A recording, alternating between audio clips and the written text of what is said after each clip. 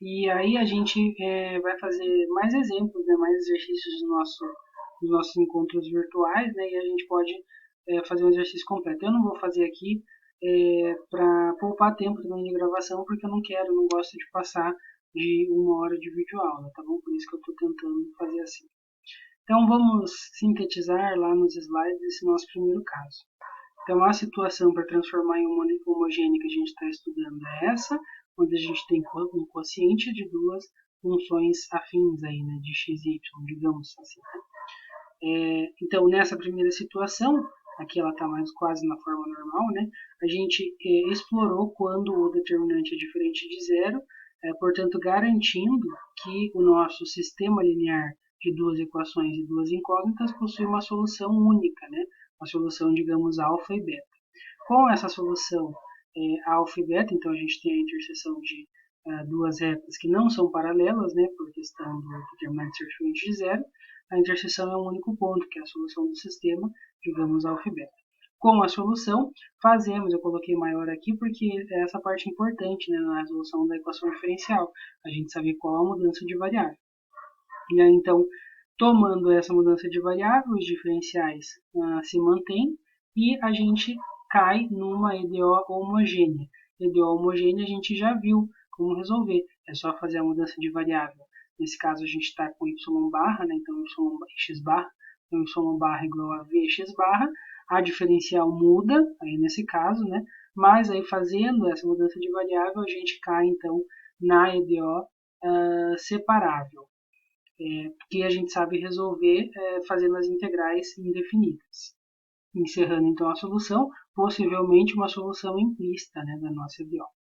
Indo então para o nosso segundo caso, né, no primeiro caso o determinante era diferente de zero, no segundo caso o determinante vai ser zero. A gente já vai ver um exemplo desse, mas o que acontece nesse caso? Né?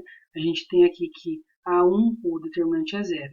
Então, A1B2 menos A2B1 é zero, ou seja, A1B2 igual a 2B1, o que é equivalente a dizer que esses quocientes aqui, ó, né, A1 por A2, B1 por B2, são iguais, né, iguais aí a um T, que nesse caso constante, mas a gente vai tomar como a nossa variável mais para frente, tá? Ou seja, aqui indica que as nossas retas são paralelas, né? Então, ou o sistema não tem solução, né, ou tem infinitas soluções quando as retas são coincidentes. Mas aqui nesse segundo caso vai ser até mais simples. E a gente não precisa se preocupar com as soluções. Vamos lá ver. Então, voltando aqui no nosso churno, a gente vai tratar desse segundo exemplo aqui, ó, agora na forma normal, né? X mais y mais 2dx mais 2x mais 2y menos 1dy. Quando, então, a gente vai conseguir, né, transformar em homogêneo. Então, quando eu pego o sistema x mais y mais 2 igual a zero e 2x mais 2y menos 1 igual a zero, o que eu observo é que o determinante, vou fazer aqui embaixo, né, de, por exemplo, A1, B1, A2, B2, essas linhas são múltiplas, né, as colunas são múltiplas, as linhas, né, aliás, são múltiplas uma da outra. Então, quando a gente faz, é 2 menos 2, que é zero. Isso implica que essas retas são paralelas ou coincidentes. E aí, então, o sistema ou é possível indeterminado, com infinitas soluções, ou é impossível não tendo solução nenhuma. Mas, nesse segundo caso, que o determinante é zero, a gente não vai se preocupar com as soluções. A gente simplesmente vai fazer a seguinte mudança de variável. Ó. A gente vai tomar essa primeira parte, A1x mais B1y, nesse caso A1 e B1 são 1, né? Então x mais y é igual a t. Tá? Essa vai ser a nossa nova variável. E aí, então, tomando a diferencial, o que a gente vai encontrar? A1dx, nesse caso 1dx, mais B1dy, nesse caso só dy, igual a dt, tá bom? Vou fazer essa mudança de variável lá na nossa ED. Então, reescrevendo aqui, pessoal, o que a gente observa? A gente observa que como essas linhas aqui são múltiplas uma da outra, o que acontece é que no termo aqui que multiplica dy, a gente vai sempre ter um múltiplo dessa primeira parte aqui nas variáveis x, y, né, que não na constante, mas nas variáveis x, y que multiplicam dx. Então, ó, aqui aparecia x mais y e na segunda parte aparecia 2 vezes o x mais y. Por isso que basta a gente usar essa primeira mudança de variável aqui, tá bom? Isso sempre vai acontecer. E aí, então, x mais y é t mais 2dx, mais 2 vezes x mais y, coloquei em evidência o 2, t, né, 2 vezes t, menos 1, vezes o dy.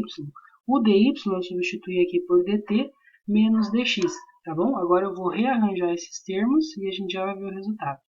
Então aqui, ó, pessoal, só rearranjando os termos, essa primeira parte eu repeti, depois eu distribuí o 2t menos 1 pelo dt menos vezes o dx aqui.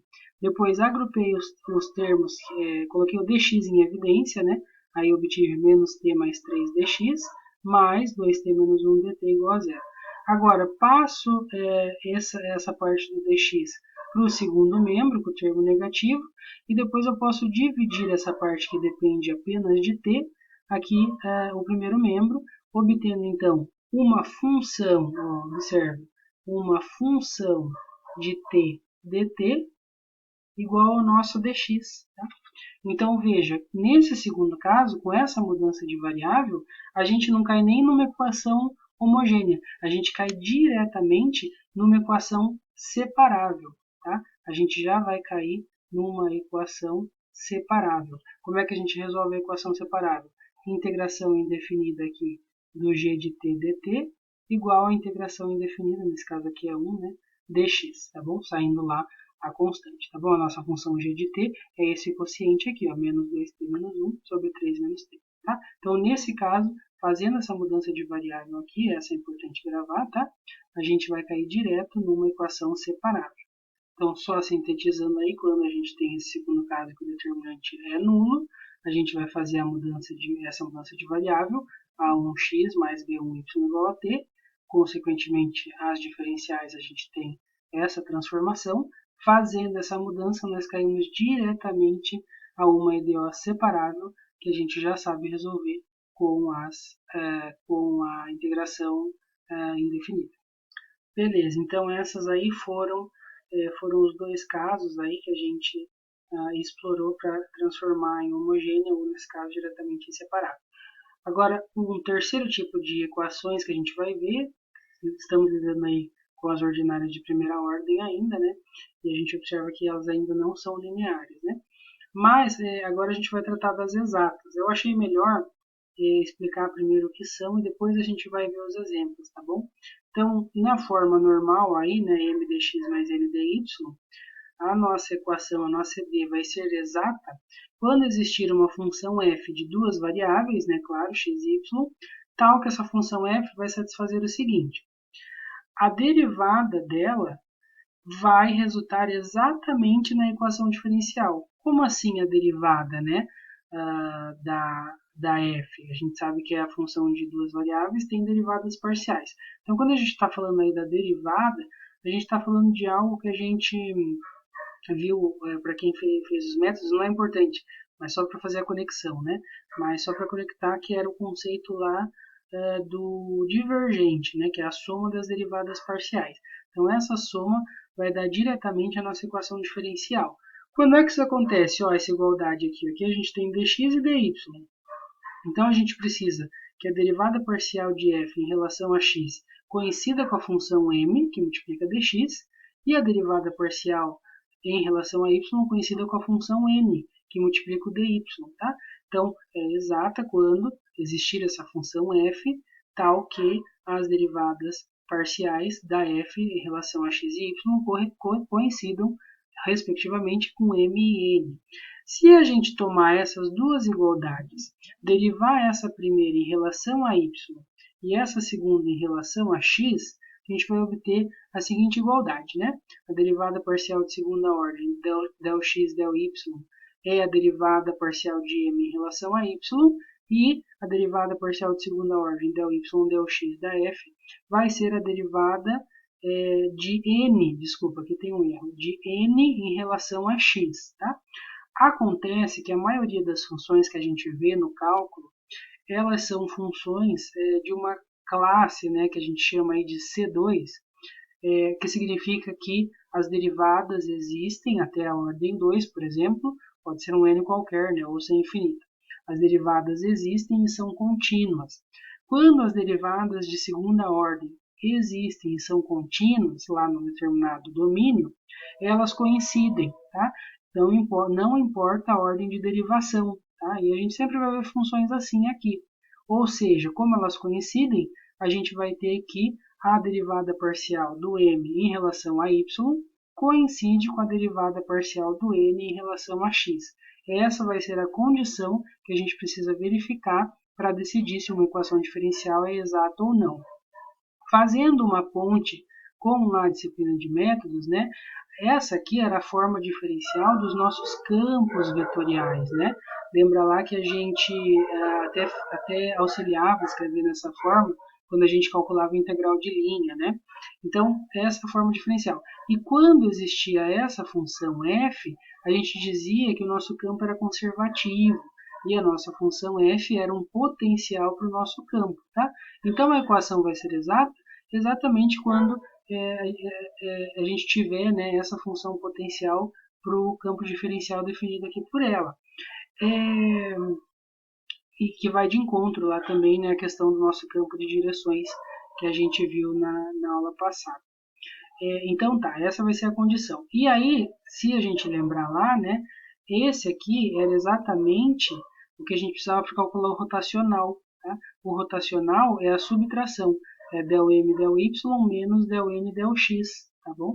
Então, ela vai ser exata, agora eu não lembro a ordem, né, direito, mas ela vai ser exata quando o rotacional for zero. Não precisa, né, se prender a esses conceitos, aqui a gente realmente só vai verificar isso. Então, pego a função que multiplica dx, derivo em relação a y. Pego a função que multiplica o dy, que é o n, derivo em relação a x. Se isso coincide, quer dizer que a nossa equação é exata e, portanto, existe essa f, tal que a derivada é exatamente a equação diferencial. Então, nesse caso, a nossa equação diferencial é equivalente a derivada da f igual a zero. Da mesma maneira, quando é que a derivada da função é zero, né? Quando a gente tem f de xy igual a uma constante. E essa aqui é que vai ser a solução implícita.